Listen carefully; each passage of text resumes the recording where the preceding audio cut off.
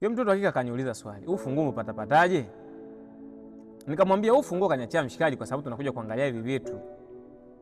Ila nilivyomuona nikaona ameanza kupata mashaka, ila sikujua mashaka ni aina gani. Je, mashaka ni kutokuniamini au ni mashaka aina gani? So nikafungua mlango tukaingia ndani.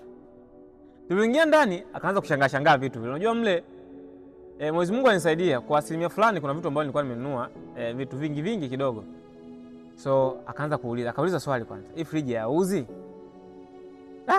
Nikamwambia hamna, sijui na sijaongea naye kuhusiana na hii friji, ila labda tutampigia simu. Akauliza swali, TV yauzi? Sasa mimi najiuliza, mtu anauliza hivi vitu hauzi, je, ana hela ya kununua hivi vitu? Si mnanielewa? Mimi nikamwambia sikiliza, tulichokifuata ni kitanda na godoro, na kitanda na godoro ndio hivi hapa. Akauliza swali, hivi kweli uko serious kweli hivi vitu ndo ameuza 250,000 au umenipanga? Nikamwambia ndio hivyo, na hivi ndio vitu vyetu hapa.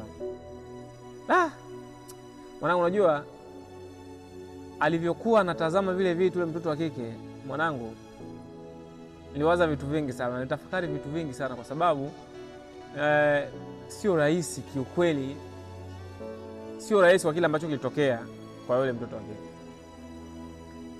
Oya wazee, Mwenyezi Mungu anapokubariki ukapata kitu ambacho ulichokuwa ukitafuta kwa muda mrefu, brother, usichezee hiyo nafasi. Bro, sister, usichezee sana hiyo nafasi.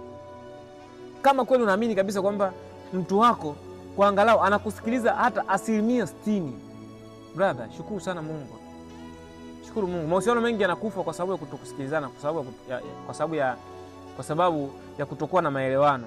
Umeelewa? Mmoja hataki kuwa chini, mwingine hataki. Hicho tu ndio kinasababisha mahusiano mengi sana yanaharibika.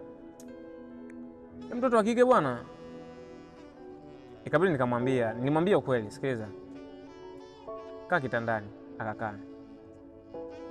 Nikamwambia uhalisia kabisa mbele za Mwenyezi Mungu, kwanza nitakuomba samahani. Nikamwomba samahani.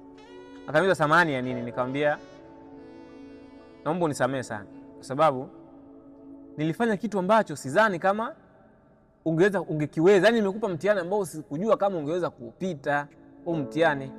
Akauliza mtihani gani? Mbona sikuelewi? Mimi nikamwambia ukweli kabisa. Nikamwambia sikiliza, kule tulipokuwa tunaishi sio kwangu, kule ni kwa mshikaji wangu mdogo ambaye nilikuwa nafanya naye kazi, ila hapa ndo nyumbani kwangu na hivi ndo vitu vyangu. Oya, nilichezea vibao.